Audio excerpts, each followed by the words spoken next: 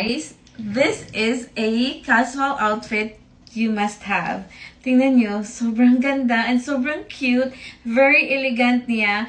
And then, maganda to pag lalo na may mga party kayong i-attend. Ayan. Or everyday.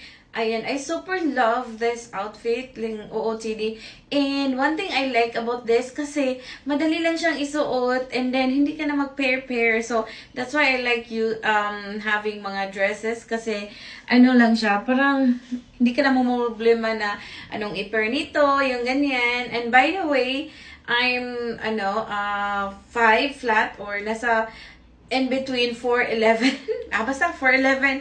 Ayan, so ganito siya kahaba sa akin. And makikita nyo, I super love this kasi long siya. Ayan, kung makikita nyo, tingnan nyo naman.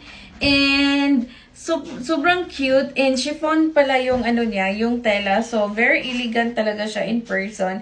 And then you can match with like heels, or you can match with like any sandals or shoes. Kasi ano siya, casual siya. So ang dami mong pwedeng i-pair na shoes nito. And yeah, ang daming different color din. You should get yours kasi lalo na may mga party or mga event kayong aatinan. Sobrang cute talaga niya. And ayan, pwedeng i-style mo siyang ganyan. O, diba? Super nice. One thing I like about this, because parang nagkakaroon ka ng curve, it's because mayroon siyang pag-garter dito. So, ayan, makikita niyo. May space pa siya. Ayan. Oh.